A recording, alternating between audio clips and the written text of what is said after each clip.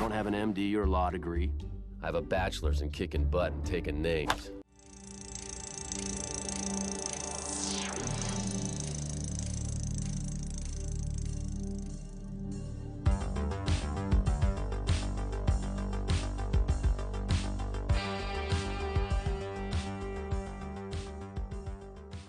What's up, everybody?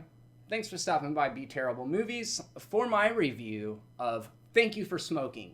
This is a 2006 film directed by Ivan Reitman's son, Jason Reitman, that's based on a best-selling satirical novel that was released the year before. The cast in this movie is fantastic. We've got Aaron Eckhart, Katie Holmes, Sam Elliott, Rob Lowe, Robert Duvall, Maria Bello, David Koechner, Adam Brody, William H. Macy, and that's just to name about 10 of the great actors in this movie.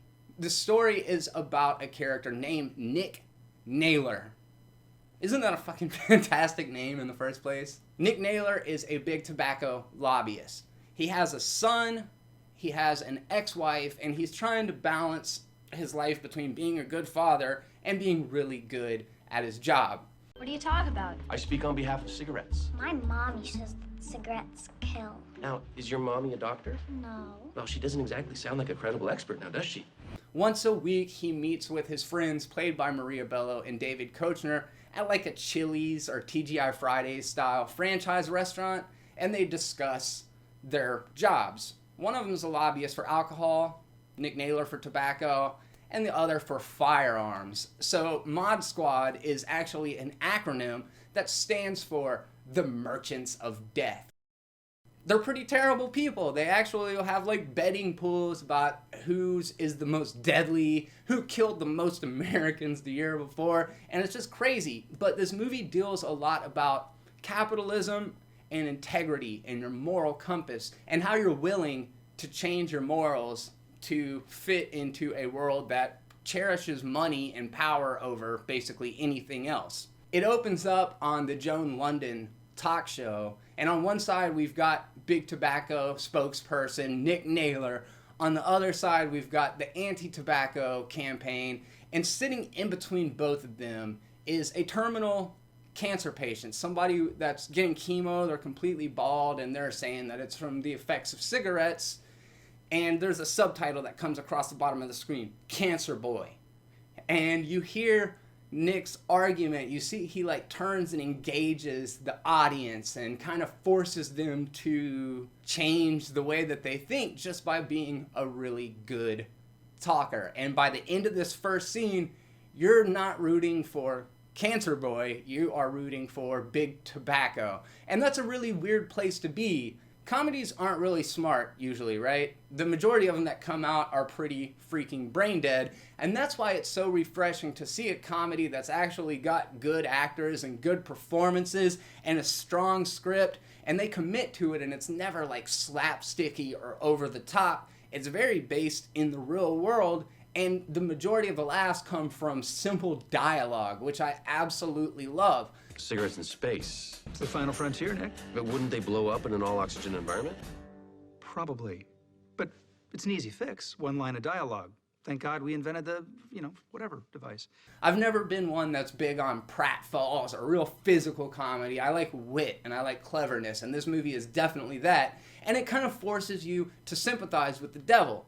Going into this movie, who would have ever thought that you'd be on the side of Big Tobacco? And if Aaron Eckhart wasn't so strong in this film, in his performance, it would be really hard to sell it. And I think that's why he is the standout of this movie and should have been leading more films by now. I mean, this movie came out like a decade ago, and we saw Eckhart as Harvey Dent in The Dark Knight. However, he hasn't ever really caught on as a leading man. And after seeing this movie, I just cannot understand why not, because he is so freaking good.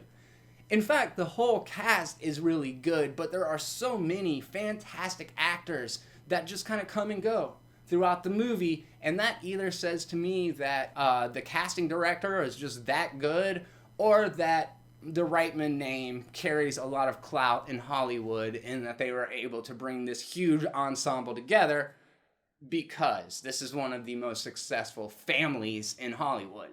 The comedic elements work really well. The dramatic undertones are there for people who want to hold on to that. And you can see that even though these people are very pompous in a disconnected kind of way, you can see that on a personal level, there is an effect on them. And there's one specific scene where Aaron Eckhart's son wants to go on a work trip with him, and they end up having to go to an ex-Marlboro man's house, portrayed by Sam Elliott.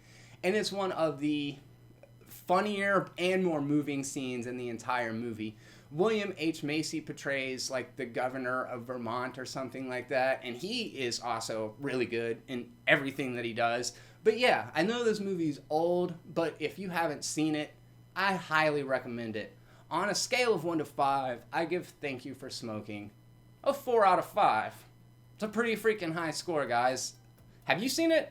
What did you think about the movie? What did you think about the review? If you enjoyed it, please click that like button and let me know. And if you want to talk about the movie, use the comment section for what it's for. I'd love to hear from you. That's mainly the reason why I do this, is to talk movies with you. So, until next time, keep it terrible.